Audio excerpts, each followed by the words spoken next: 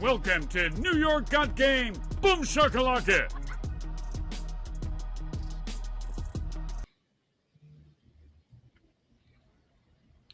What's good, everybody? Happy Friday. Well, maybe if you're a Knicks fan, it's not feeling like that happy of a Friday for you, but you should be grateful. It's a new day. You got to experience a new day. We're alive. We're breathing. The sun is shining, although it could be warmer, but that's a whole nother thing too. It's your boy Dexter Henry with Bryan Fonseca here on New York Got Game Knicks Weekly Live. We thank you for joining us this week. If you've seen the promos that we've had up to this live episode, we are taking some fan questions. Some of you have submitted some really good ones. Some have submitted some late that are very timely with what is going on with the Knickerbockers right now. And it's not good in Knicks land right now, Bryan. Things are not well among the fan base. The sky is falling. And look, I generally try to be positive. Bryan will tell you this. Yeah. When the sky is falling, generally speaking, I will be. Yeah. Because sometimes, fan bases, this isn't just the Knicks fans, it's just fan bases in sports. Y'all can do too much sometimes when something happens. Where am I now? Mm-hmm. And where's Bryan now? Is going to be the thing. Guys, let's put things in context here. The Knicks have lost back-to-back games. 2 non-playoff teams. I don't think non-playoff teams are strong enough. I'm not. I was about to get stronger. And in fact, let's get more direct. Sure. Teams that really aren't trying. Teams that don't care. Teams that are sagging for Cooper Flag. Teams that have no business being on the court or mentioned with the New York Knicks. Mm-hmm.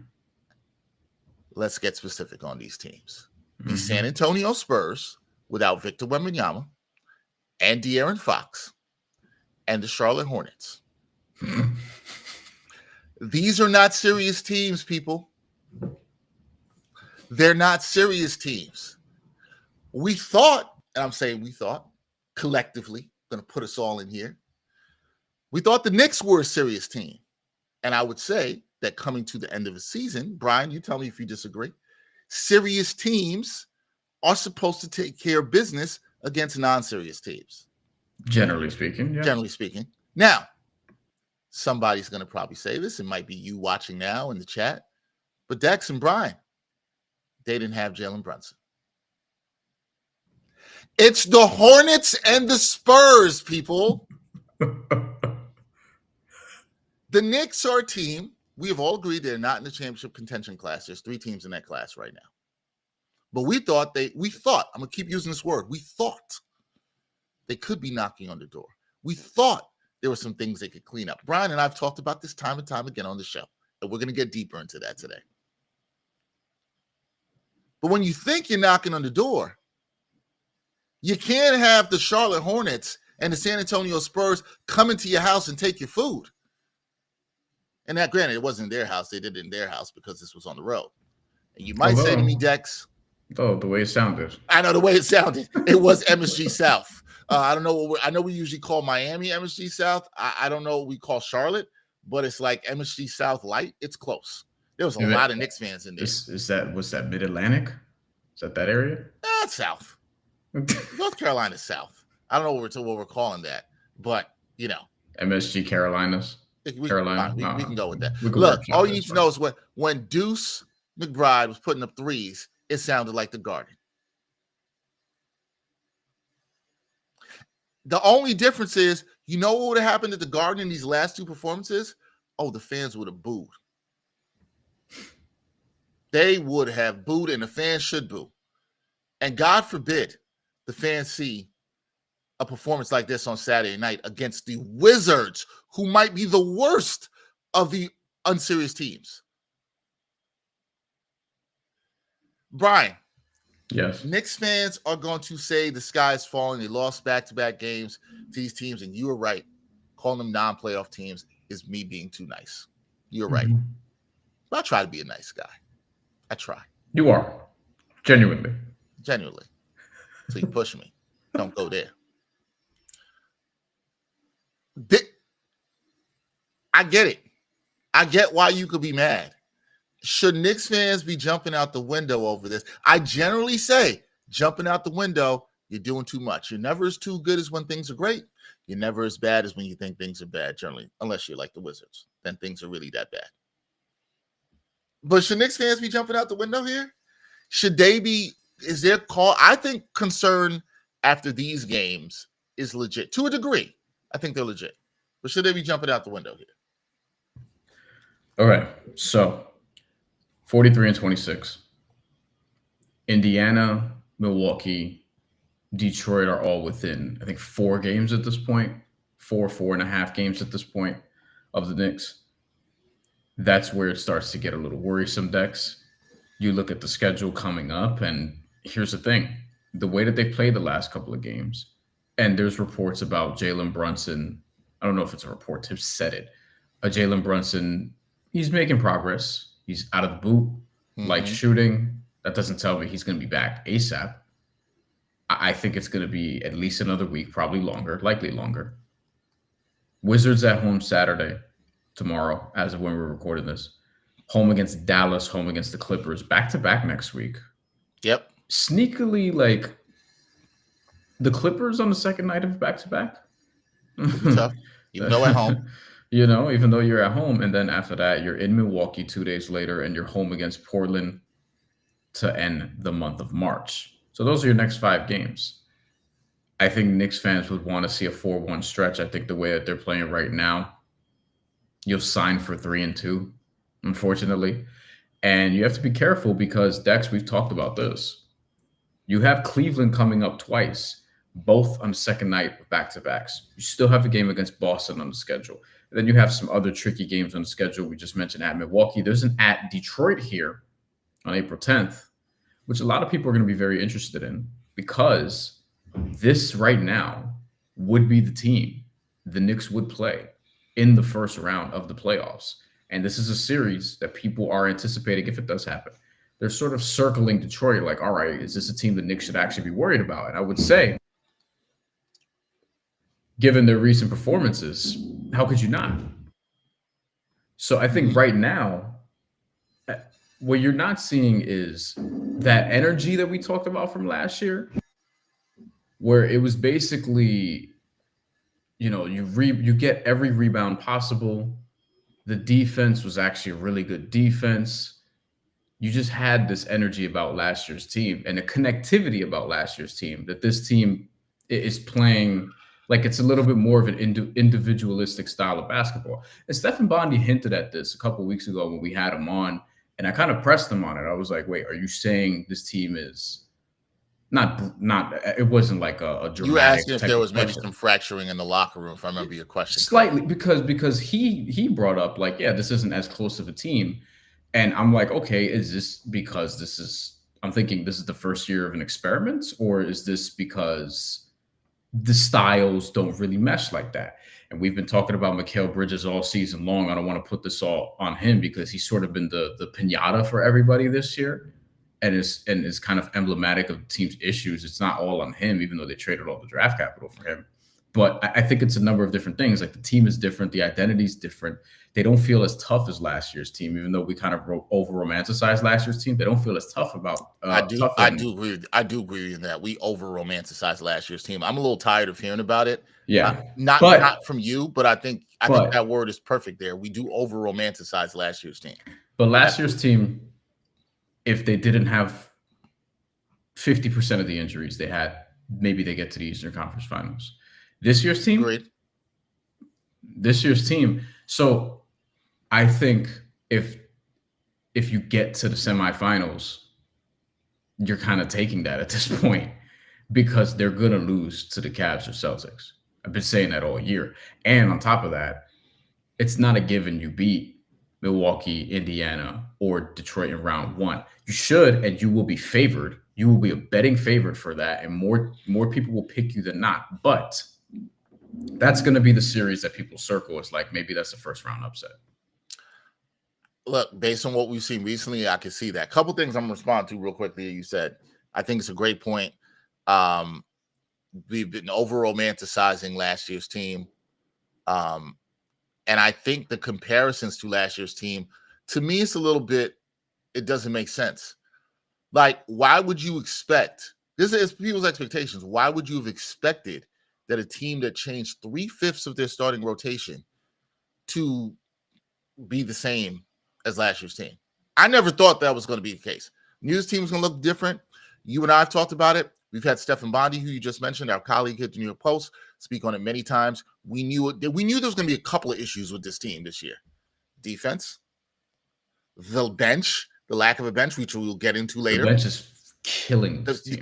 Yeah, right? We knew that. When they changed the roster, does the core of this team have a higher ceiling than last year's team? Yes, I absolutely believe so. This is why they made the moves. I also, and I've been saying this all year, so I'm not inconsistent on it. I've been saying there is a much better chance with the changes they made this year, the restrictions they had with the apron, that next year's team is likely much better than this year's team based on what they will learn from their experience this year. But I think there's a segment of the fan base that wanted everything to be instant. It was not going to be that. I never thought it was going to be that. I don't know why anybody thought it could be that. I didn't think it'd be that. Put a pin in that. That being said, that doesn't mean y'all shouldn't be mad about what you saw the last 2 nights. Yeah. Those things right? Like two things can be true, guys. I can say that there's patience and development, but we're at the end of March basically now. And you're losing. I don't care if there was no Jalen Brunson. You're losing to the Hornets and the Spurs. Also, Dex, by double digits. Both. Right. Yeah, like by 15 and by 17. And it's not Bryan and I saying this. It is not the beat reporters like Stephen Bondi just saying this. Let's take it from the horse's mouth. Josh Hart said the way they're losing is embarrassing. That is an appropriate word. Embarrassing. I know the Knicks fans are embarrassed about this loss. I'm glad that Josh Hart came out and said that he's embarrassed about the loss. But now, so what are you going to do about it? Like anything else in life. All right, you got kicked. You had some bad games. What are you going to do about it? We're going to see, as I always like to say, we'll see what this team is made of. You can get into all the doomsday concerns. We'll see. Right now, they played the last couple of games like an unserious team. We have to call it for what it is. Unserious. But we'll see what they are made of. Did I think there would be growing pains? Absolutely. I liked some things before these last couple of games, how the defense was actually trending better. I actually was encouraged by that. And then these 2 games happened. Sure. Yeah. But you got to take care of who you're supposed to be. Because what we have said on the show, we do not think the Knicks are in that championship contention class. I'll say that again. But these last couple of nights definitely proved it. I don't think you'd be doing this. And I am not a jump out the window kind of person. And I still am not jumping out the window on this. I wouldn't do it. But I think it's right to be concerned. If your concern level is at a 6 or 7, I'm with you. I think it's right. I think it's totally fine to be there because these efforts were embarrassing. Now, this episode, we're taking questions. We had some people submit some questions. You guys can submit questions in the chat. See some of you checking in. Ronnie Rivers, not Rivera, said he was at the Monday night game and enjoyed every moment. That was the last moment Knicks fans enjoyed. They listen. I had a fantastic betting night that night. I just want to point out, like a fantastic one, where I had the Heat winning I had a Heat first quarter Knicks full game and a Heat first half Knicks full game at plus 370 and plus 500, both cash because the Heat blow leads, and I figured that they were going to do it again given the losing streak that they're on. And they did. Like the Knicks, that they won a game there that wasn't surprising to me. The other point of this before we get into questions that I wanted to highlight is it's not just the 2 games that they just lost, but all season long, Dex, you know this. The narrative has been, and it's not really a narrative. I think there's a lot to it, especially when you just sort of parse through the season. But what we've been talking about all year, one of the main things we've been talking about all year is just this team playing well against below 500 teams, handling business and doing what they're supposed to do against the Charlotte Hornets and the San Antonio Spurs of the world, which they did not do these last couple of times, and On top of that, what you have is a team that struggles against other teams that are playoff teams, other teams that are above 500, other teams that you would consider contenders, consider elite, consider like legitimately in the mix to win a championship, which the Knicks have sort of been sniffing around, but they can't quite get there, at least in my mind. Like, to me, it's like there's no way I'm picking them to beat Cleveland or Boston in the playoff series. So to me, they're out of that inner circle of championship contenders. You say there's 3 teams. I say there may be a couple more, but the others would be in the Western Conference anyway. So it doesn't matter as it pertains to the Knicks. And I think with them, it's not just these 2 losses. It's also on top of that, they struggle against what appear to be good teams. Because I don't know about you, but if you look at the schedule, and granted, they haven't had the most difficult schedule lately, which is part of this. Like, they've lost 2 straight. They've lost 3 of their last 4. And there was a 3-game losing streak before. This was amid the Jalen Brunson injury. And those were 3 good teams. But their last wins, Miami, Portland, Sacramento, Miami again, that was an overtime on the road. Memphis is probably the last good team that they beat. And that was on February 28th. And they've had opportunities to beat good teams since. And other than that, you got to go to Philly, Chicago, and the last win against another good team prior to the one I just mentioned against Memphis is before the All-Star break. And it's probably at Indiana, which is on February 11th. So, like, the resume here is also weak. If we're talking about, like, NCAA tournament seeding, like, this is a team you would look at like, yeah, they're 28-6, but who have they beaten? Like, who have they beaten in a very impressive way? There are a couple wins there throughout the year, but there's not enough. Whereas Cleveland has a bunch. Boston has a bunch. OKC's beating everybody. But that's why those teams are the elite teams. That's why those 3 teams are the elite teams. And the Knicks are not in that class. And I think that for year 1 of this new roster, this new iteration, I do not think that is the worst thing in the world, right? Like, it would have been nice if they were there, but I didn't expect it. Like I said, maybe I'm alone on the island on this. I did not expect it in year 1. I think I've watched enough basketball. I think I understand how team building works. But with that being said, the point that you bring up is fair one. All season long, they were taking care of you. They were beating down these bad teams. The bad teams, the team they're supposed to be beating. That's why the last couple of nights is concerning, right? Like, that's why it's concerning, because this is not what they're doing. And last night, before we get to the questions, the bench was atrocious. It's been killing. They did not score. They didn't have a bench point until the 4th quarter. Okay, a bench. Precious Achiuwa. Yeah. So the Knicks had 19 points in the first 7 minutes of the game. Did not score again in the first quarter, which is because the bench came in and did nothing. Directly correlated to the bench, and I thought from there that kind of just sunk the rest of their performance. I mean, and that does have a psychological impact on the team for your starting 5. When your bench is coming in, they're giving you absolutely nothing, especially with all the road games the Knicks been playing. I'm not using this as an excuse, but there is an impact there. But we've been saying this all season long about the bench. The bench has been a problem. It's been right in front of our faces. We can't act shocked about this. We can't act like we didn't know. But the effort from Precious Achiuwa last night, that was terrible. That man looked like he didn't want to be out there. And I don't really like questioning players' effort. I do not like doing that, because I know these athletes work hard on their craft. Not saying that athletes haven't quit before, and I'm not saying that Precious Achiuwa was quitting. Not what I'm saying.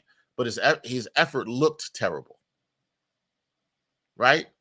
And this is where the minutes police are going to come in. And they're going to be like, man, you couldn't give Tyler Kolek some burn in this game? Here's what I have to say. Couldn't have been any worse. Probably couldn't have been any worse. Especially against Charlotte. If there was a time to do it. But I've also been saying this all season long. I haven't been where some people have been on the minutes, but I'm like, man, can you get 5 minutes for Pacome Dadier or Tyler Kolek against the bottom-feeding teams in the league, the unserious teams in the league? And when your bench, the 3 guys you were playing off the bench, Landry Shamet, Cam Payne, and Precious Achiuwa last night, because there was no Mitchell Robinson, as he sat out the second of a back-to-back.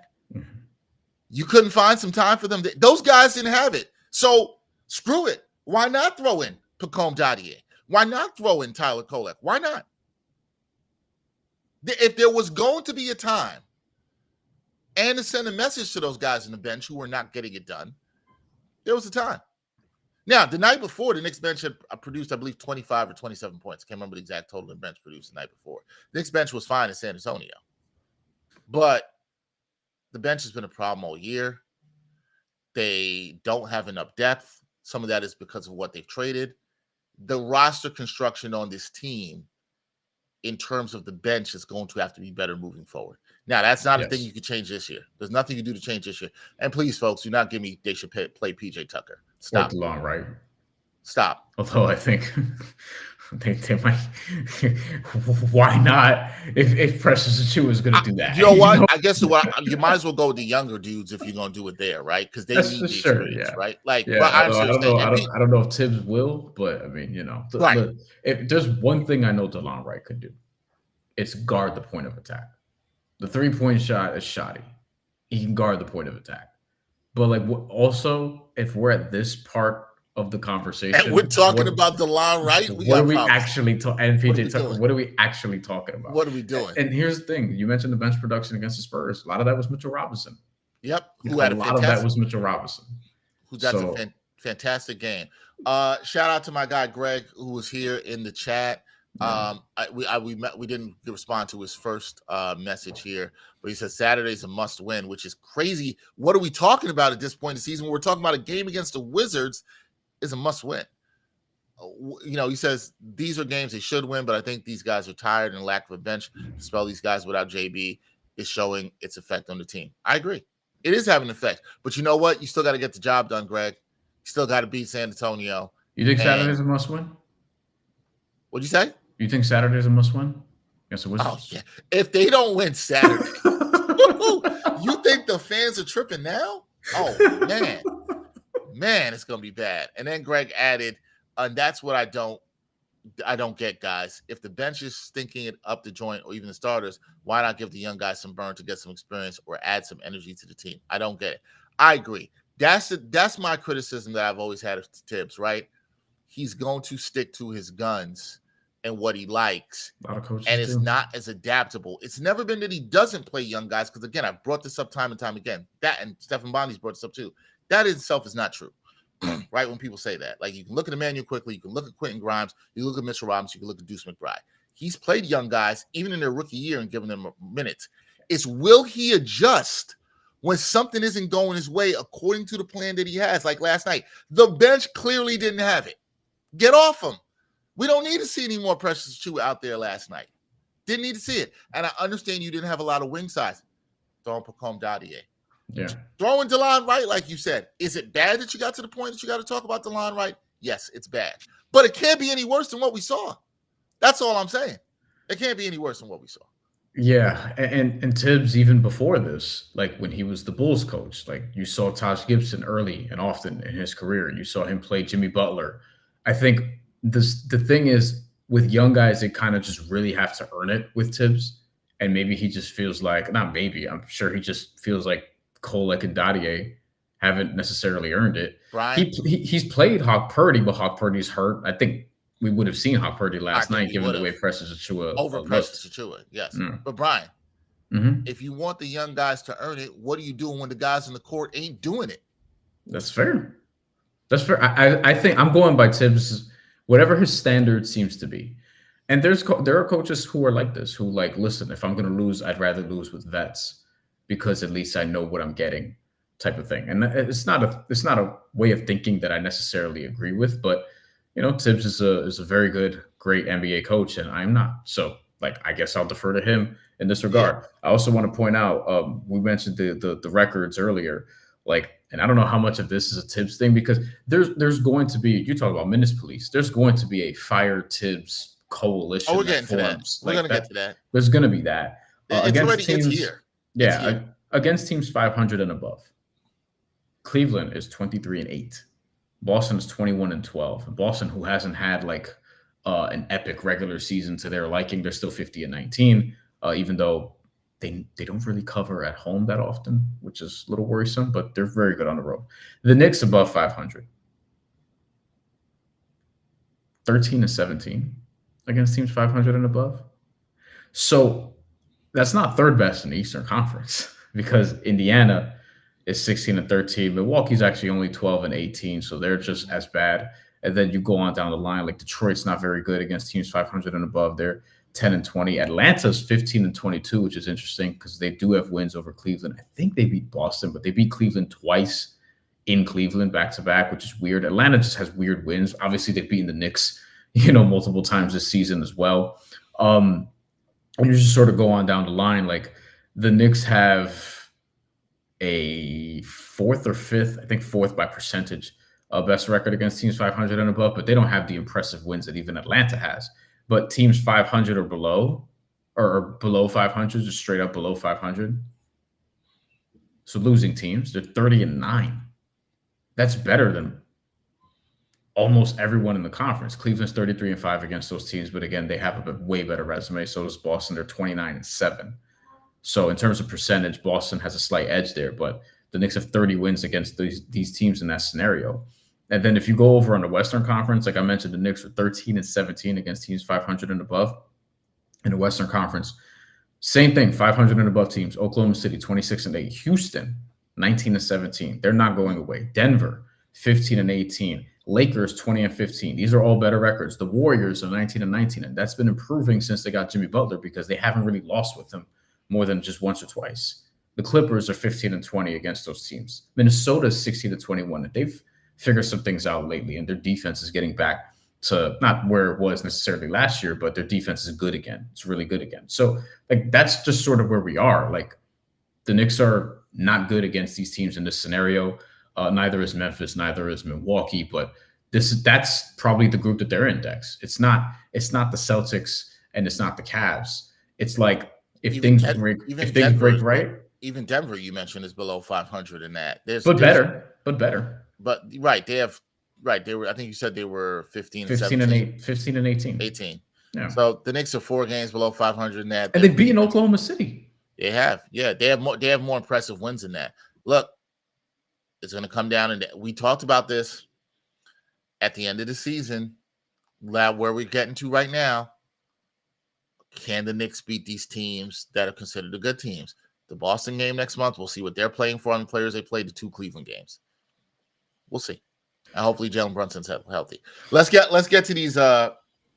Let's get to these questions though. Yeah. And if you have any more in the chat, please feel free. We will be taking pretty much all of them. We will take any questions you have in the chat. But we had a question first up from my guy Lee Escobedo from the Nick of Time show. He asked about Dadier and Hawk Purdy's roles, right? Could we see them getting extended roles in the future? I guess particularly next year. And this is what we're talking about with the bench. Bryan, what do you see for Dadier and Hawk Purdy? Do you see these guys getting extended roles in the future here with the Knicks? He also says thoughts on the possibility, and what do you think both guys need to improve on within set plays, i.e. rolling, screening, passing, route running, relocation, etc., to get extended time? The latter is probably more of a Tibbs question. Like, I do wonder what is it that he would need to see. I think with Tibbs, it's always going to be defense, actually. Like that's probably where it starts. And then from there, we can sort of see, if I may use Jimmy Butler as an example of Tibbs playing a young guy. The way Jimmy won Tibbs over was not just beating some guys in practice or whatever, although I'm sure that was part of it, but it was defense first. Like he was initially a defensive specialist that they would use against some of the other, like he would guard LeBron James, he would guard Paul George, whoever the other elite wing was or premier wing was on the other team. And then it got to the point where it was like, oh, he can score and add to his offensive game and be most improved player, be an all-star, whatever. And with the Knicks, like I think he really leaned into, for example, Emmanuel Quickly more when we saw, hey, there's actually some point of attack juice here defensively. He's not just a spark plug scorer. And he hasn't been able to show that in Toronto because he hasn't been able to be healthy consistently. But I think that's really it. So if those guys show that they can defend more than anything else, especially Dadier and Hawk Purdy in particular, because with Tyler Kolek, I expect more defensively out of Dadier and Hawk Purdy, is what I would say. With Tyler Kolek, I think, yeah, defense, like competent defense at the point of attack, but also playmaking is probably what I would look at. But I think it's just going to start at defense with all the young guys. Because if you're a young guy and you prove that you can defend, then I think that's that's the pathway to getting minutes with Tibbs. I'd agree with that. I think particularly, I think Hawk Porty, because he's gotten some minutes and we've seen when Tibbs has been forced to use him. I think his biggest improvement is going to be on the defensive end. I think he's good as a roller. He's actually an underrated passer, something I've talked about. Excuse me. I think the Knicks would love to see him in that sort of Isaiah Hartenstein role. I think that's something you can see him develop into, but I think it's going to be with defense. Look, I'm going to say this about Dottie. Dottie is a pick I liked. I talked about this last year before the draft for Chris Persiani when he was on with me from Knicks Film School. He's got size. I think he's got a good feel for the game. For him, it's really about defense. And I think they need all three of these guys next year. And I'm not saying they all have to be consistent rotation players, but what you need in today's NBA to build your bench are young guys who can play and are cheap. The Knicks did sign Tyler Cole to a 4-year deal. I thought it was a very smart signing for them. And I think it's very clear he needs to be their backup point guard going forward. And I think he's got the capability to do so. He's a good playmaker. He's got to get a little bit better defensively. But I think organizationally, and we'll get to this in another question later, the Knicks have to start trusting these guys. But I think you're right, Brian. I think you're spot on. It's going to take defense. Defense is what's going to get these guys on the floor. As long as Tibbs is coaching here, that is what's going to get these guys on the floor. Honestly, it should, like, to me, that would be the first thing I'd want to see also.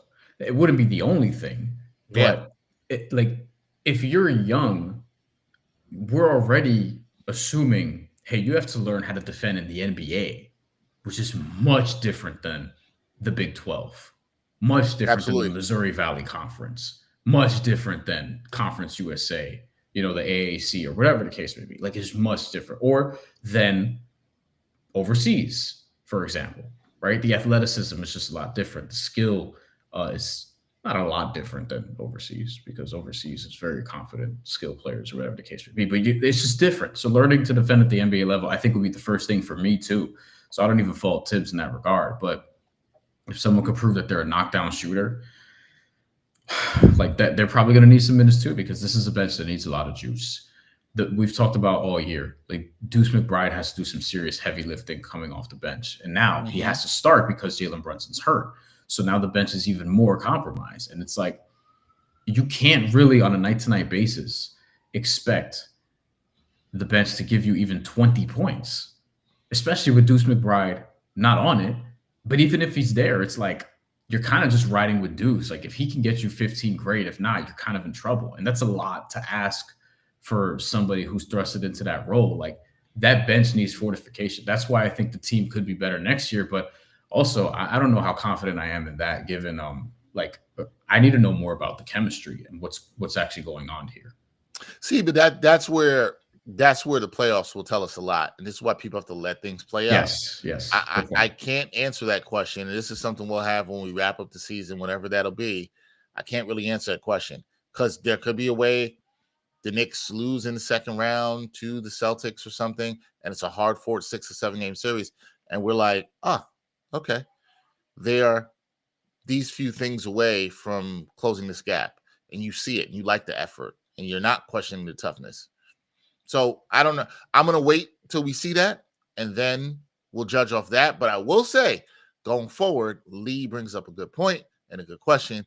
They're going to need guys that they drafted to develop and invest in that to get this team truly to the next level, because depth is an issue, and young depth is an issue. Not that the Knicks are old, because the oldest Knicks rotation player is Campaign, who's 31. So it's not that the Knicks are an old team, but they need some young legs, especially in especially in these situations where they're playing a lot of road games.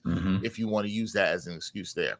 Yeah. All right, our next question also came from the Nick of Time show, came from my guy Jay Ellis from the Nick of Time show, and he had a question. He said, along that same train of thought, following Lee, can we say Kolek replacing Campaign? Can we see Kolek replacing Campaign? I think that's what Jay Ellis meant, next season. I think this should happen. Like, I was very impressed with Campaign. I'm not going crazy in Summer League when I spoke to him and also watched him play. I was impressed. Him and Hawk Porty stood out to me in Summer League last year. How they work together in the pick and roll. Kolek's playmaking ability. I liked him in college at Marquette. I think can run the team. We've seen it. I wish we could have seen a little more of him this year. I'm not on we should play Tyler Kolek and he would save the season, folks that are out there. I'm not on that. But he probably should have gotten the game last night a little earlier. That being said, yeah, I think so.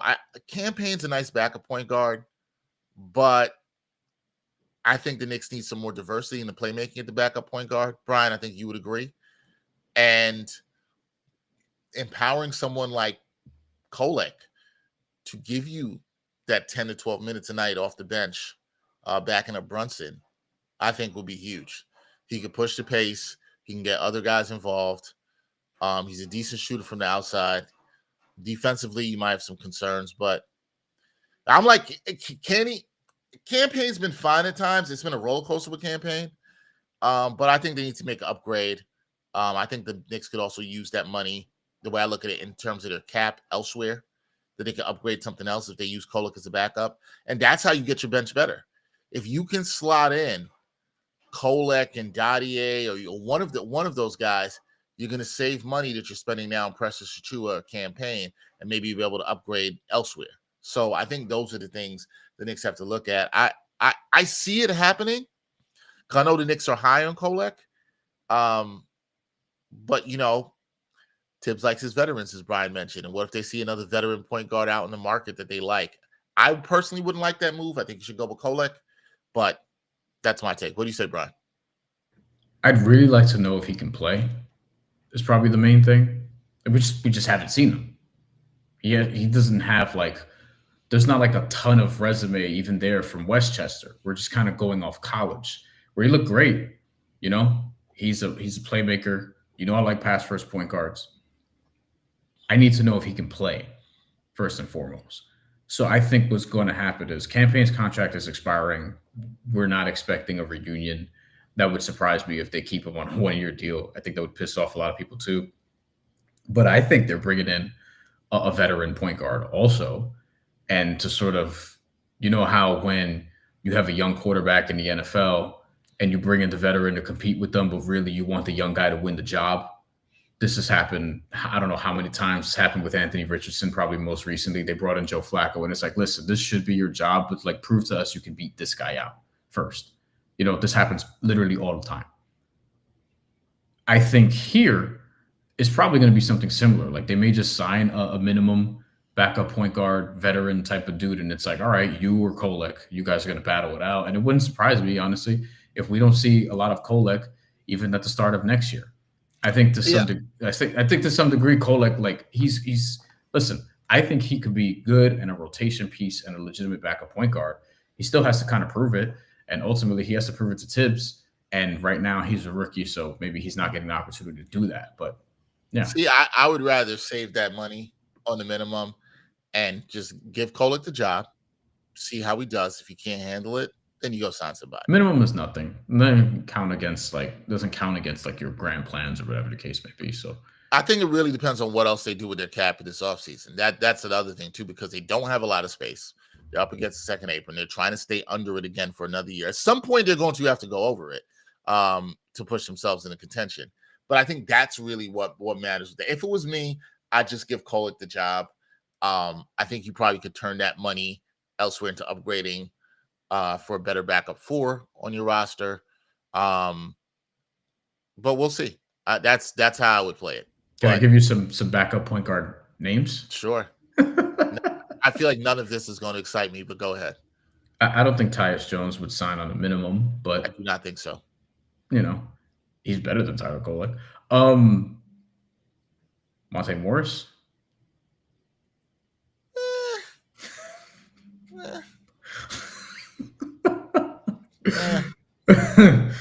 39-year-old Kyle Lowry, or soon to be 39. Greg just brought up in the chat.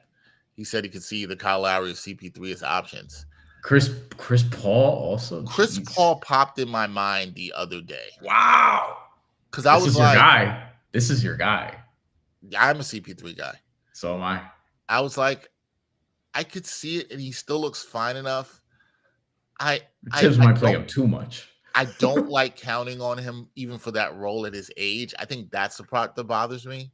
Yeah. But he's a guy. Here's the thing I like about CP3. Tibbs would be too tempted to close with Brunson and CP3, and good luck with that defensively at this stage. That's to me, that's not a good move. You got to save Tibbs from himself. You do. I love CP3 because I do think he's a culture changer for a lot of teams. He's an incredible winner. He's a good leader. He's going to push guys. He'd be another good leader in the locker room. So it's like there's value. Sometimes there's value even more than what is on the court, right? And I still think he could play like another year at the way he's playing now. If you keep him to like 15 minutes, I think he'd be fine. But he's going to get hunted by second units. I'm not opposed to CP3, but I don't love it. I still would rather just give it to Kolek. Do you have any other names any other names beside that? Spencer Dinwiddie. I love Spence, friend of our old podcast. Shout out to Spencer Dinwiddie. Spence can run a team. He'd give you some juice. He ain't signing for the minimum, I don't think. He's not doing that. I mean, maybe actually, because I think he just did. But after this year, I don't know. I think he get. That's not a terrible backup point guard option. It's not terrible. I'm not saying that because I like Spence. We know Spence, but like that's not terrible. It's not terrible. Age got some moxie to him. He can create a shot. He can play make. He could look like. I'll tell you what. I think Knicks fans would feel a lot better if he were out there with Deuce McBride coming off the bench as opposed to some of the other guys on this team. Oh, yeah. No. And that's really the point because you're expecting Deuce back. We don't know because we don't how know. How old is Dinwiddie now? 32? Ish, yeah. Yeah. See, that's a signing draft. In his age range, I don't mind that either. I don't think he signs for the minimum, but I don't mind that signing. That's clearly to me upgrading your backup point guard. There's not much other than that. You're looking at like Exum, DeLon Wright, who they already have, Corey Joseph, who's got a club option, apparently. And then you also are looking at like, Aaron Holiday, Javon Carter. There's not a ton there. How old is Dante Exum now? Younger than you think. He's 29, right? Yeah. He's gonna be 30 in July. But I would not mind taking a flyer on Dante Exum. Wouldn't mind that. I think Exum and Deuce works. If Exum does, that's a very good defensive backcourt. Exum's had some moments this year.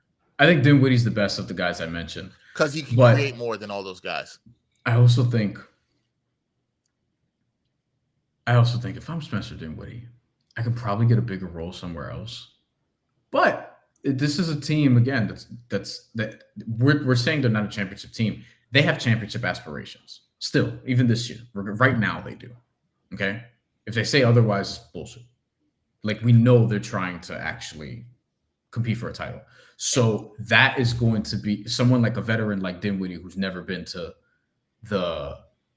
NBA champion.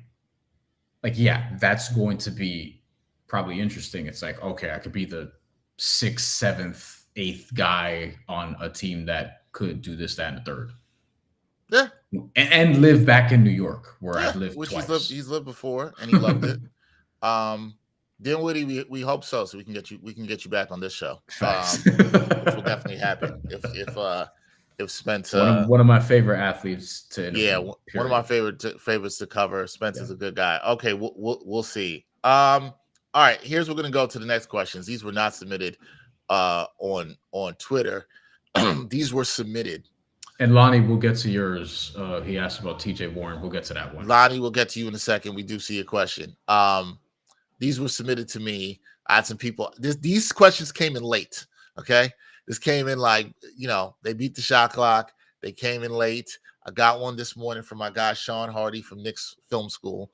And Sean said this to me, texted me. He said, there's an old saying, who can take you here may not take you there. Are we at that point with Tom Thibodeau?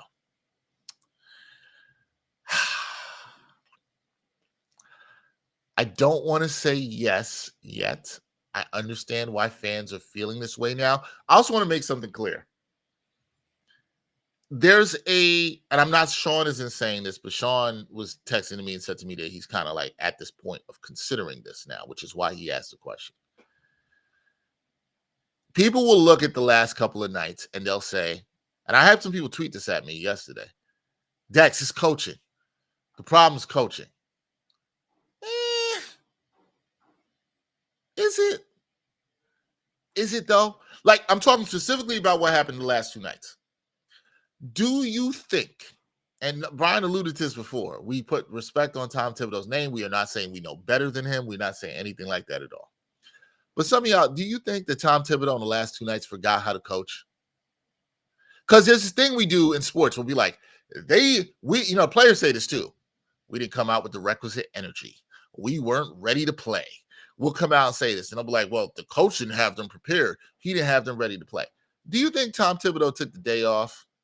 Do you think he stopped doing what he was doing in terms of preparation for the last couple of games? I don't think so. The guy's a known workaholic. He doesn't leave the office at the Knicks facility in Westchester, right? He's known for this.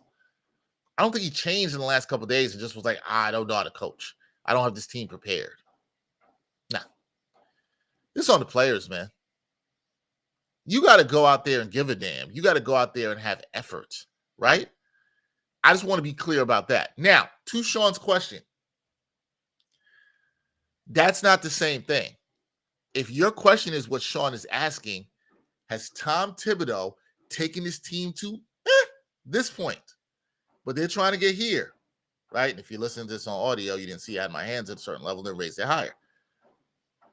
Is he a guy that can take him to the promised land? I'm going to say maybe not. It's not like we haven't seen this before in sports. We've seen this plenty of times. Mark Jackson with Steve Kerr. How about this year? Look at the Cleveland Cavaliers. J.B. Bickerstaff, right? And Kenny Atkinson. That hurt. Okay. Some people might want to sit here and say Ime Udoka. I think Ime Udoka would have won the championship if he was coaching last year. We saw this with the Heat with Stan Van Gundy and Pat Riley taking over. Sometimes you do need to change. Sometimes you have to recognize where you're at that point culturally or organizationally. Sometimes that needs to happen. Hell, some of us have probably seen it in our own jobs we've worked at, for better or worse. Sometimes they've changed your boss. Sometimes things have gotten better. I've also seen times they've changed it and it's got a lot worse. That happens more often. Probably, yes, it does happen more often. I've absolutely seen this. But not here to be clear. No, not saying that at all. I'm talking about previous jobs. Yeah. Very clear. Talking about previous jobs. Yeah, so I think to answer Sean's question, and Bryan, I want to hear what you have to say. I think a lot of this is, like I said, it's going to depend on how this looks in the playoffs. You and I do not think the Knicks are beating the Celtics or the Cavs right now. No. In the way they're currently constructed, in the way they've been looking, we do not think that. But if they lose to the Celtics in 7 and it looks like they're fighting, I think no reasonable person is going to be like, oh, man, Tom Thibodeau's going to go. If they get mollywopped, all bets are off that. Now, that also does not make Tom Thibodeau a bad coach, because I don't think he's a bad coach. And none of these coaches out there are perfect.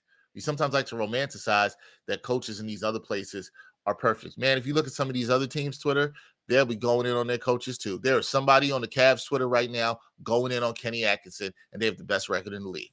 Because they lost to Orlando the other night. Yeah. There's always going to be some of those people, right? And but I think the notion of, has he probably got them to the place where, but he can't take them to the promised land? Probably. Or he might not be the best coach for this iteration of the New York Knicks. That's probably it. Right? And that can be the thing. This iteration of the Knicks that changed 3/5 of their starting lineup before the season, maybe he's not the best coach to get the most out of this iteration. Maybe there's a better coach that can get more out of Mikal Bridges. I don't know. Maybe. Last year was more of a Tibbs team. This year doesn't feel like as much of a Tibbs team. And what you're saying there, Bryan, is a very interesting point, because sometimes the personnel that you change might not fit the coach. Sometimes you don't need to change the personnel that much, a la Golden State, a la Cleveland, but you change the coach. And I don't think the Knicks need big sweeping roster changes other than developing the bench, which we'll get into in a second. But it could be bringing in a new voice. So let's play that. And I also want to be clear. I'm not saying that the players have tuned out Tibbs' voice, because I do not think that is the case at all whatsoever. I'm just saying maybe he's not the voice that gets the most out of his roster. By the way, sometimes players can tune out the voice of a coach and be wrong, because there's discussions right now about like, oh, so the Heat are on this 9-game losing streak. Are they tuning out Eric Spoelstra? And I'm like, if this isn't happening, so I'm not trying to start something, but as an example, if Tyler Hero is tuning out Eric Spoelstra, I know whose side of that argument I'd be on if that would be the case. That's not the case with those two. But like, you get what I'm saying there. Like, who has a lot more cachet in that regard? And I think Tom Thibodeau like would win a lot of arguments there. Probably only loses to Jalen Brunson. And it seems like they're very much on the same page at the very least. Now, let's play this out. Who are the guys, if you're looking to find the best fit for this roster? And the scenario has to be, if they lose in the first round of the playoffs, this is a real discussion now. Because if they lose to the Pistons, or if they drop to 4 or 5, he's gone. If it's even Milwaukee and Giannis just has a supernova series, as is Damian Lillard, like if it's something like that, like that's probably the only thing where I'm like, maybe. But even then, it's like first round exit. I think they probably show him the door, unfortunately. Which I think Tibbs is one of the better coaches in the NBA. I don't know where you'd rank him or whatever, but like there aren't 10 better coaches than him in the NBA right now. You know what I mean? Like, I don't disagree with that. There's just not. So we play out the scenario. Like Greg says, bring me Sam Cassell right now. Longtime assistant, very good player as well. Like I don't know if you bring in somebody who's never been a head coach in this win now situation, as much cachet Sam Cassell has built up as an assistant and a player before that. You know, is it Nick Nurse if Philly decides, hey, we did this for 2 years, we're not where we want to be, see ya?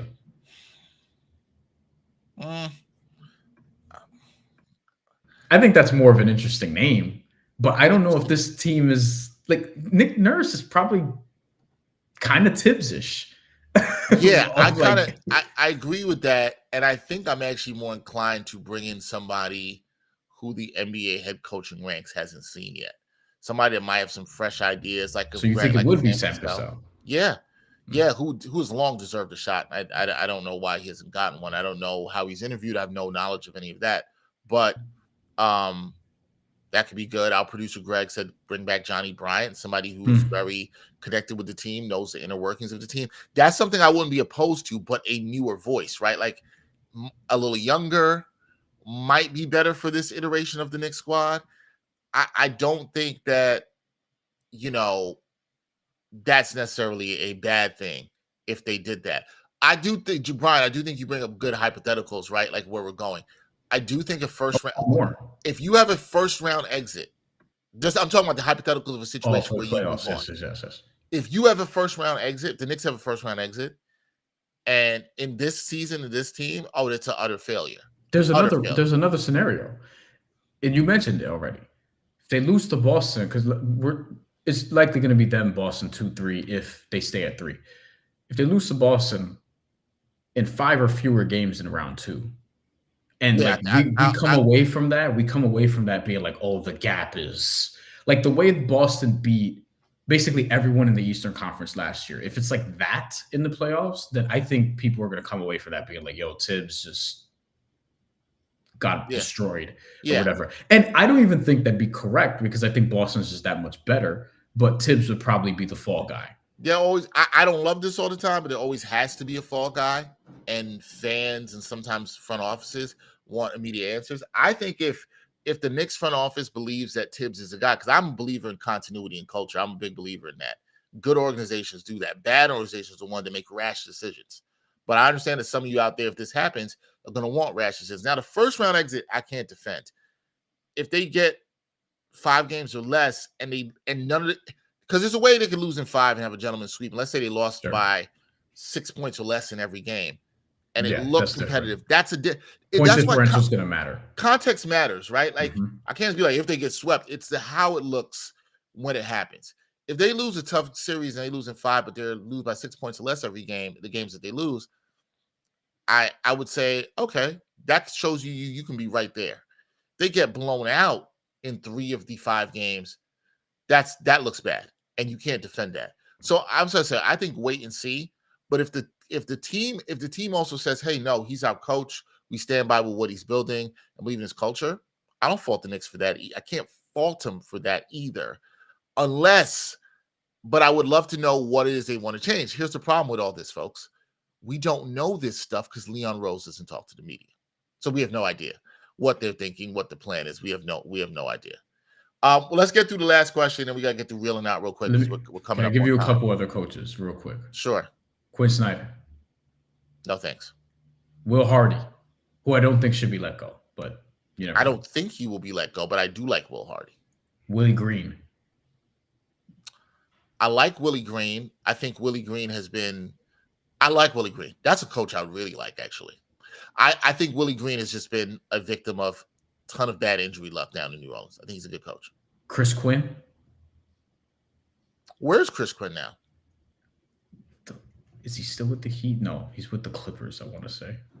No, he's still with the Heat. He's still consistent with the Heat? They did lose somebody to the Clippers, sure. But yeah, he's been Spo's. Why not? I think if you're going to do it, give me a coach that's maybe coached once, that's pretty young, with some experience, or somebody getting their first shot. I'm for it. One more. Becky Hammond. Listen, that Las Vegas Aces roster is a little like, you know. Hey, I love Becky Hammond. But the Knicks fans are all in their feelings about the comment she made about Jalen Brunson, which I don't think y'all should be in the feelings because I think y'all kind of overstated what she was saying there. But yes, I would love Becky Hammond to come in as a coach. I think Becky Hammond's a damn good coach. Tom Thibodeau, by the way, is the 6th longest tenured coach in the NBA right now. To give you an idea of the cycle and how much it changes, he was hired 5 years ago, less than 5 years ago. He'll hit 5 years. And let's be clear. Let's be very clear. In the 5 years, is one of the best coaches in Knicks history. Yeah.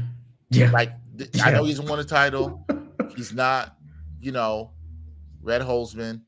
He's not Jeff Van Gundy or Pat Riley. Jeff Van Gundy's another one. I mean, he's with the Clippers. I mean, that's the one Knicks fans are going to want. Yeah, but you know what? We don't have to go back.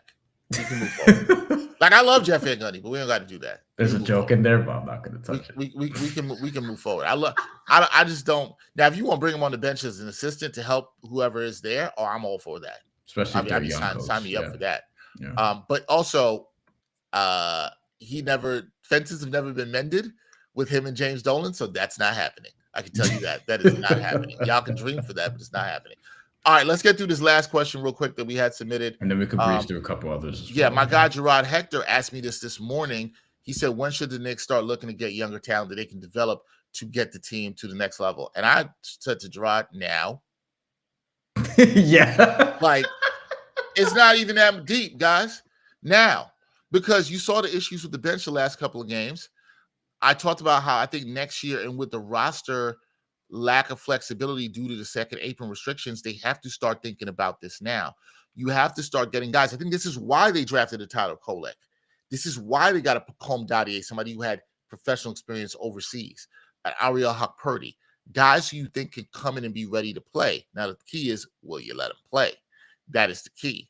Again, I saw somebody in the chat, Gabriel Ganac said, I think Tibbs doesn't invest in young and bench player development as much. Not true. We've kind of just went over this, right? I could point to several Knicks that he's actually helped develop. Mitchell Robinson, Deuce McBride, Emmanuel Quickley, Quentin Grimes. Like RJ Barrett. Who's right? It's not really good this year. We can go back to the Bulls teams, like you just mentioned, Jimmy Butler. Like that's the notion of that isn't true. Again, but would I like him to give Pacome Dadier this year a couple of minutes, 5 minutes here and there against lower competition? Yes, he could do that. I think he could be more flexible in when somebody doesn't have it to maybe play a young guy. But I think the notion that he doesn't develop young guys, that is not true, right? Like I don't that's definitely not true. Stephen Bondi even said the same thing. So someone mentioned Danny Hurley as a coaching candidate. That nah, I don't think he's leaving UConn. He didn't leave it for the Lake. If you don't leave for the Laker job, now the New York job's closer, and he keep his family up in Connecticut. I was gonna say he's from Jersey. He's a Jersey guy. You know, I'm Stacks, very skeptical. Stacks, I don't think you're crazy, Stacks. I don't think you're crazy. I'm very skeptical the college coach with success at that level then coming to coach grown men in the NBA to make millions of dollars. I am too, but if you're leaving, if you're letting Tibbs go, you would probably throw a lot of money at a guy like this with that resume. Cribs Dad says it's all Stacks' fault. Stacks is saying Hurley should be a candidate and definitely stalls their development. To answer Lonnie Meeks' question, can we pull that up from earlier? Yeah. I've been saying that we were going to get to this one. Lonnie Meeks asked about TJ Warren. That began as a CJ McCollum question, I believe, but then realized he was talking about TJ Warren. Why hasn't TJ Warren been brought up? Well, they could have signed him in the PJ Tucker spot. They did not. And I think it's because like he's kind of cooked. Like from an NBA standpoint, you can play well in the G League all you want. I want to let people know, like the G League is not good this year. The G League is in one of the worst years it's been in a while. If you had teams from Europe playing G League teams right now, they would smoke them. The vast majority of them would smoke them. Teams from Europe, teams from Australia would do well against them.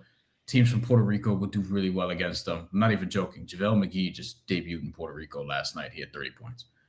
He could do that against a G League team. Like the G League is not super high level right now. I would not be looking at the G League like, yo, I absolutely have to sign guys. And even before, several years ago, like 7, 8, 9 years ago, whatever it was, you had dudes like Theo Pinson averaging 21 and however many rebounds and however many assists. Like the G League is not like the barometer for me for like, hey, somebody could really play. Mac McClung kills it in the G League, and we only see him in the dunk contest. There's a reason for that. Like the G League is not the barometer for me. And TJ Warren hasn't been a good NBA player, like a legitimately like rotation level NBA player consistently for years now at this point. So I would not be looking at your point that you're making is if the Knicks thought he was an NBA rotation level player, they would have brought him up. Which I agree with you. Where is TJ? If we're asking about TJ Warren, where does he make a difference? Where does he make a difference right now? The last time we saw him was in Minnesota in 2023-2024 season. So this was last year. He played 11 games.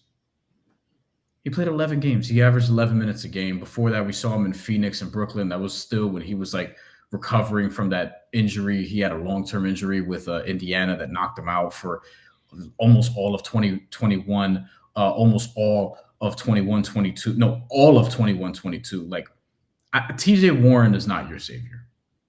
Like it's just not. No, and I think it tells you a lot that they didn't think he was a rotational player by not bringing him up. And also, Lonnie had mentioned Kevin McCullough Jr.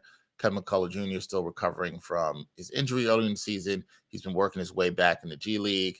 I do not think he's close to being ready for NBA minutes in the way I would talk about a Pacome Dadier or a Tyler Kolek, right? And I think that at the end of the day, the Knicks with PJ Tucker said, hey, with Jalen Brunson out, you know what we need in this locker room? Basically another assistant coach, another leader, another voice in there, which TJ Tucker, because of his credibility and time playing in the league, that was more of a signing of we need a guy in the locker room during this time. And look how things have been a little bit unstable. So, yeah, I think that's it. And you got some PJ Tucker. Is PJ Tucker going to help this team on the court? No. To Brian's point, is TJ Warren going to help the team on the court? Probably not either. Like the moves to Crim's dad, like I like the question. The moves to improve this roster, guys, as I've been saying all season, is likely coming next year. And nobody wants to hear it. That doesn't mean, and so this is not a wasted year. This is just a transition year for the team. and development. This year's about what the Knicks learn going forward, right? Like this is what they learn going forward to how they build this team, how they win, how they lose. You have wins, and you see what you learn from your losses. And that's why I said even about Saturday come up for the Knicks. What have the Knicks learned from these last couple of games? We're coming up on time. We've gone way over our time here. We're going to get through real or not very quickly. Quick, real or not, Jalen Brunson meets the 65-game threshold to qualify for end-of-season awards. He needs to play 6 more games. He's played 4 more games to reach that. Do you think Jalen Brunson at least plays in 4 more games this season, Bryan? I'm going to say yes. I don't know if he should, but I'm going to say yes because I think they're going to want to ramp him up before the playoffs, which I get. Yeah, I'll say yes too. I think he'll at least get 5 to 6 games in. I think they'll. I think he'll do that. I'm not going to go too deep in it. I think Jalen Brunson will be back in time. I think it's a good, encouraging sign to hear that he's out of the boot and is doing some light shooting. What really matters is when he could run and cut. That's what matters. We wait till we hear news on that. When you tell me he's running, then you start getting excited about him coming back. So we will see. Next up, the Knicks win 50 games for the second season in a row. They need to go at least 7-6. They're 43 wins right now. Bryan talked about how the schedule is not as favorable, which is why it'd been nice if they got these wins over the Hornets and the Spurs down the stretch. Will the Knicks go at least 7-6? Do they reach 50 wins for the second season in a row? I'm going to say yes, but barely. Their over-under, by the way, was 54.5. So to beat that, they need to go 12-1. Yeah, the rest of the way, I don't so see that happening. I took the under, by the way. I will say Tibbs teams generally finish the season strong. The Knicks have finished the season very strongly the last couple of years. I know you've seen these 2 games now, but they generally do finish the season strong. Maybe the Knicks have a run in them. I don't see it being 12-1. Maybe 8-4, 9-3. That could be possible, but I don't see 12-1. I know what you mean. Yeah, but I do see. Sorry, my math was off there. I do see them getting to 50 wins. I think they do get there at the end. Next up, Knicks should be worried about a potential Pistons first-round matchup. I talked about this last week. I'm going to go first on this. Yes. Your eyes say yes. I think everybody's going to look at these last couple of games and ready to jump out the window. I say no. I don't think it's about the Pistons. The Knicks need to be worried about themselves and showing up. That's the thing. It's not the Pistons. They need to be worried about themselves. All respect to the Pistons. But I think if the Knicks play the way they're capable of and the level they're able of playing to, they will handle the Pistons in 5 games. Worry to me means, could this go 6+? I say yes. I think I'd probably take the Knicks in 6, exactly 6. But I'm still going Knicks in 5 today. I think Cade Cunningham is that good, and I think the team that they have, like Jalen Duren, can match the physicality of whoever is at center for the Knicks. Doesn't matter. See, the thing I think that might separate me is not I disrespect the Pistons, it's their inexperience. Let's see how they are when the lights are bright and it gets in that spread garden and the crowd is raucous and they haven't been there before. I think that stuff matters, and I think they can give the Knicks some tough games. But I think it could be a hard 4 or 5 game series. Do you think Detroit coming out of it feeling good? Okay. Do you think Detroit can win one of the first 2 games at MSG? No. I think they will be. I think this could be 2-2, and then the Knicks just take it. If they win one of the first 2 games, I'm gonna have to hear from you. I'm gonna have to hear from the homie Tarika Foster Brasby with CBS Sports, who's a big Pistons fan, and yeah, could it happen? Sure. Would I bet on it? No. Worried about the amount of open threes Malik Beasley's going to have on Mikal Bridges' side. That we saw in a couple games this year. That's why that Pistons game on April 10th is very interesting, as you mentioned earlier. I think that is a big game for the Knicks on the road. I'm hoping Jalen Brunson's back by then. Very intrigued for that game. All right, that does it for Real or Not. There were a couple of quick questions I wanted to get to in the chat. Didn't want to ignore people that said, Crim's dad, shout out to you. Why did the chicken little cross the road? Because the orange and blue sky is falling. Yeah, a lot of people feel like the orange and blue sky. FDS had a good question here. We should probably end with this one, actually. Who had a good question? FDS All-Stars. I saw FDS. Cat is going to make $61 million in the future with no flexibility and a coach like Tibbs. How do you want to improve the bench? Well, it goes to a little bit of what I was talking about earlier, right? It's empowering the young guys and trusting their development in the process to get better throughout next season. I think it's imperative next season that one of these guys, whether it's Tyler Kolek, Pacome Dadier, most likely, assuming that if Mitch is back and if the Knicks don't trade him, that's one way they can improve the bench FDS if they want to flip Mitch. If Mitch is healthy and has a good playoff run, maybe you do want to flip him. Maybe you then want to go to, Ariel Purdy as your backup center. That's a way to cut the cost, right? Get a good backup center in Ariel Purdy who's had some NBA experience and see what he can do. The Knicks have had a good track record through Thibodeau's tenure and Leon Rose of finding bigs that can work. They've made bigs look pretty good in their system.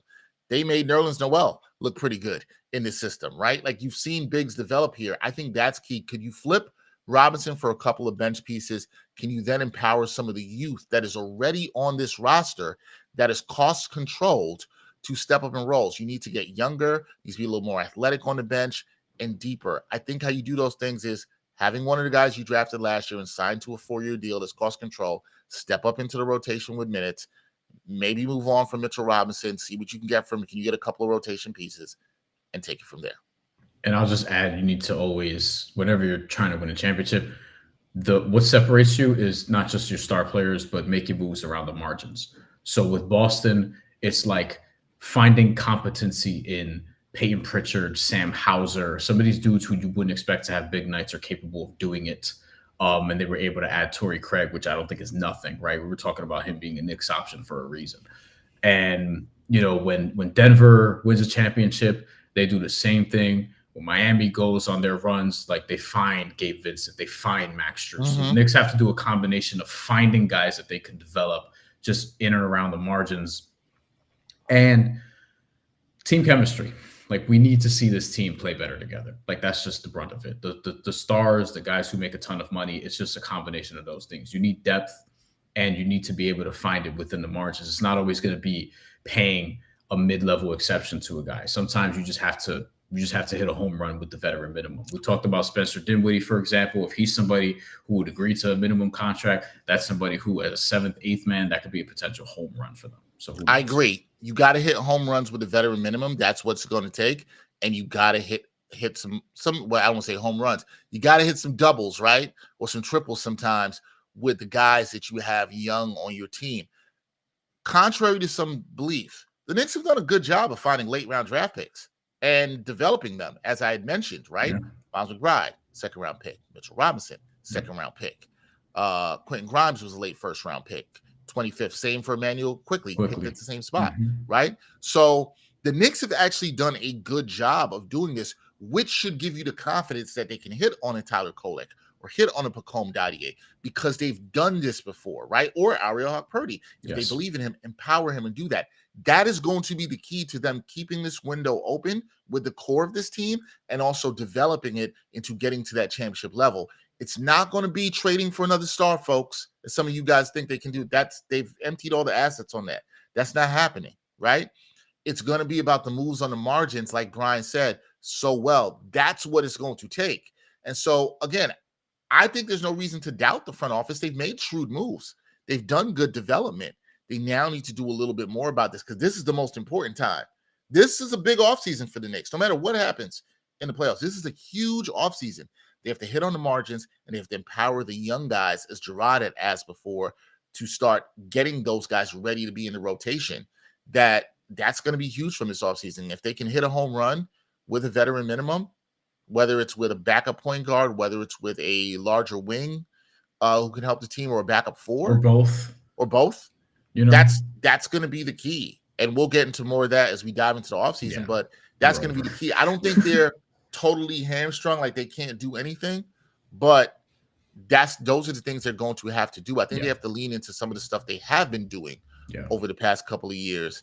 And, it was good. Hey, a pick that they will get this year that's going to convey is the Detroit pick that we didn't think was going to convey this year. And the Knicks are going to get that pick as a 1st rounder. So there's an opportunity for them to do something there.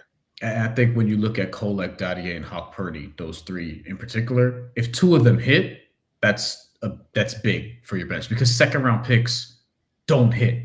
very But often. now more than ever in the NBA, second-round picks are absolutely important to hit with because you can get value in guys that can come in. Look at what Memphis has done with Jalen Wells this year, right? Who's going to be probably first-team All-Rookie.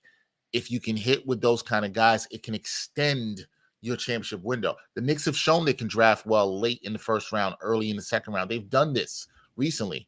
There's a couple guys on the team doing this. So, that's really the key. And Kevin McCullough Jr., yeah, if you hit on one of those guys, you're not going to hit on all these guys. It's not going to happen. No. Right? You hit on Dadier and you hit one of your second round picks. Yeah. And you're fine. And so, that's what we're going to be. We'll see what they can do. They don't have a second round pick. We'll see, maybe they can buy one. There's options to do that. We'll see what they can do in this draft. And Stacks actually made a good point. That pick from Detroit does go to Minnesota. I think you're right about that. Part of the Karl-Anthony Towns trade. You're right about that. That pick does go to Minnesota. So you do not have that Detroit pick that would have conveyed this year. That was part of the Cat trade. Thank you for that, Stacks. Appreciate you. Appreciate everybody checking in, sending questions live, sending questions to us before. We will try to do probably another one of these before the playoffs, maybe when we do our playoff preview. So we appreciate the people. This was fun. We went a little bit longer than we usually go, but we thank you guys because it was really good questions, overall in what they're doing. But we'll see what the Knicks can do. Hopefully the orange and blue skies isn't falling. Didn't like it. Didn't like what we saw as we talked about at the top of the show. The Knicks have to simply be better. We'll see how they respond. That's Bryan Fonseca. I'm Dexter Henry. Special thanks to our amazing producer, Jeff Stansberry. We will be back with you guys next week, I believe on Thursday. We'll be back with you guys Thursday evening for another live show. We'll be doing that next week. Couple of good games. Another new episode of New York Got Game will drop on Monday at noon. We'll see that. We got Steph from Dope Soul Sports Talk. She'll be joining me to talk about the Knickerbockers and looking at their week ahead. Also got some good things. Big interview coming up for us on New York Got Game. We'll tell you guys more about that later at the top of next week. We will see all of you guys next week. Thank you for checking in, and peace. And thanks for watching New York Got Game. Boom shakalaka.